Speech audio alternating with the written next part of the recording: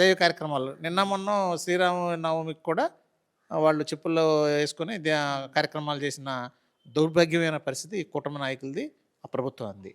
కాబట్టి హిందువుల యొక్క మనోభావాలని హ్మ్, దెబ్బతినే విధంగా ప్రవర్తించేది కుటుంబ ప్రభుత్వమే. జగన్మోహన్ రెడ్డి గారి హయాంలో హిందువుల మనోభావాలు ఎక్కడ దెబ్బతినలేదు. కేవలం ఆయన క్రిస్టియన్ కాబట్టి ఆయనకు ఆపాదించే కార్యక్రమం చేస్తున్నారు. ముఖ్యంగా చెప్పాలంటే మొన్న శ్రీరామనవమి జరిగింది కదా! శ్రీరామనవమి ఉత్సవాలు ఏ రాజకీయ పార్టీ కార్యాలయంలో జరిగినాయి చెప్పమనండి?